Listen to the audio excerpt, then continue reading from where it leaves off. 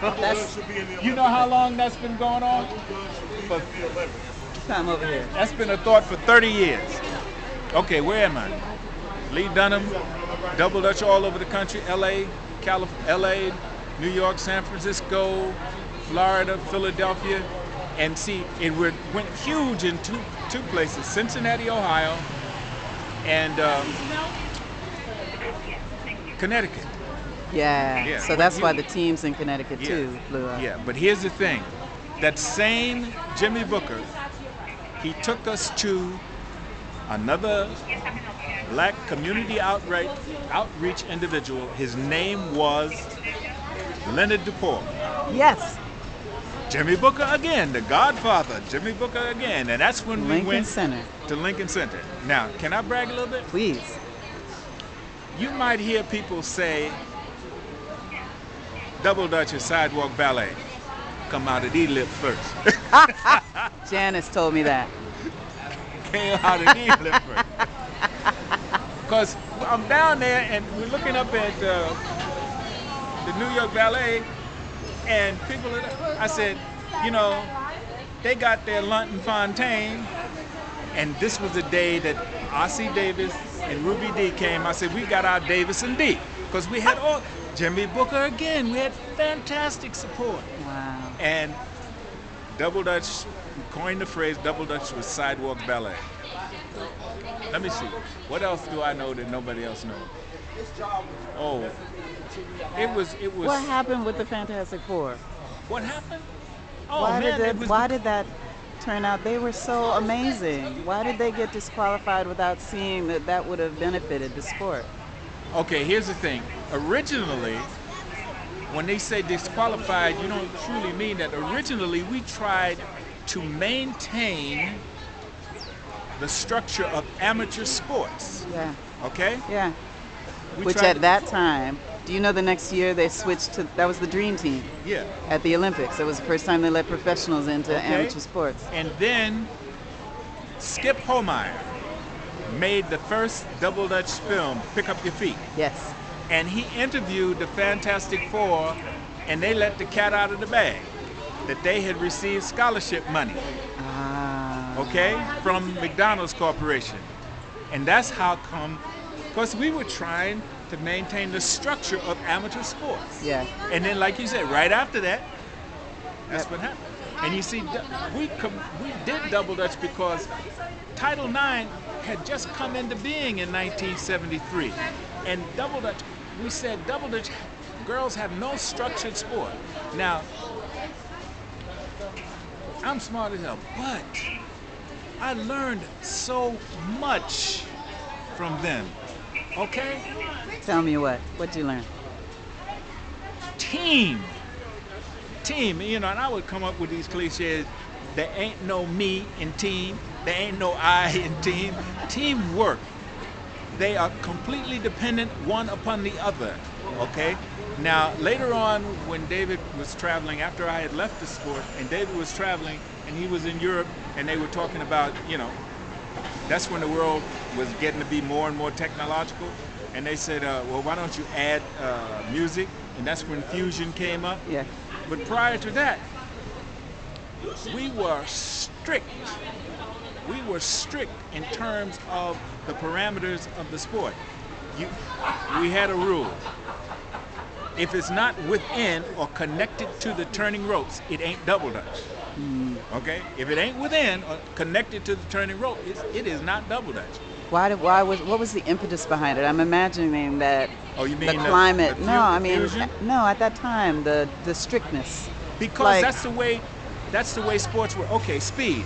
Speed is track. Freestyle is the field portion. And then we took from ice skating that you don't have it anymore, and Yeah, gymnastics, compulsory. figures. That's all gone. Except it may be in gymnastics, because you don't have compulsories in ice skating anymore. And as brilliant as we were, what happened where we were astute enough to take these components from existing sport, put them together, and make double dutch. Speed, compulsory, freestyle. So you had said before when they were doing the bicycling, they weren't No. thriving. They weren't What did you driving. see with the girls once you guys got this thing going? Because it was theirs and it was not a hand-me-down. They owned it. Okay. It was not a hand-me-down. The very first boy to participate in double dutch was a Brooklyn kid by the name of Peter Holman. Yep. And I mean, he suffered all kinds of ridicule, but he stuck with it. What do you think of it today?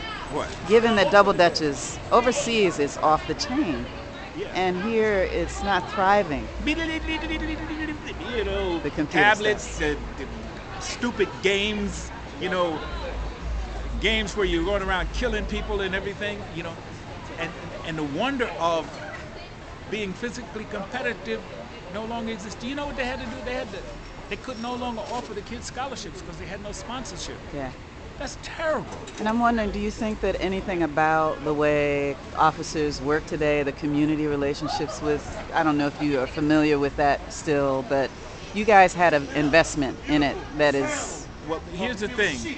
Here's the thing. I don't really know how involved they are, but when David and I came, every precinct had its community affairs officers, but David and I, we had the whole northern west side from 86th Street clear up to Cambria Heights, all the way. Not Cambria Heights, that's in Queens. What the heck is over there? Washington Heights? Yeah, even beyond that. That was us. Ah, From the 2-4 up to the 35th precinct. That was ours, okay? That was us. And then too, this was the center, the Amsterdam News. We lived in that place. okay. I had a radio show at WLIB called Champions and had people on, you know?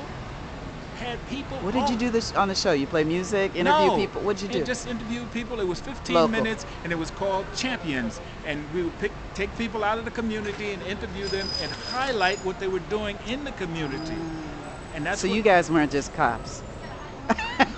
No, we had been just. Do you know where I started? I used to live in the St. Nick's Project. I moved there in 1952 when they opened the sucker up. Okay? After I went in the service, I stayed in the service 4 years, 8 months, and 27 days. After I came back, I went in the police department and they stationed me in the 2A. I said, I can't work here, I live here. So they said, okay, we'll put you on the east side in the 2-5. So I went to the 2-5. I'm working around there for a while, and them old timers didn't like me because y'all do that? I don't know. They had an opening at Ben Franklin High School and they threw me in there. What they want to do that for? I went to Ben Franklin High School and my job was to maintain, like they have school safety officers now, you know, that whole program. No, they used to have a cop assigned to various schools. And we became known citywide. You know what my nomenclature was? What? Mike the Cop. All right? And everybody knew you. Sure, everybody And knew you me. knew them. Yeah. Listen, when I left New York City in 1958, the only people doing dope was smoking reefer. When I came back and got out of the cab on 8th Avenue, I saw these dudes standing at 45 degrees. That was heroin.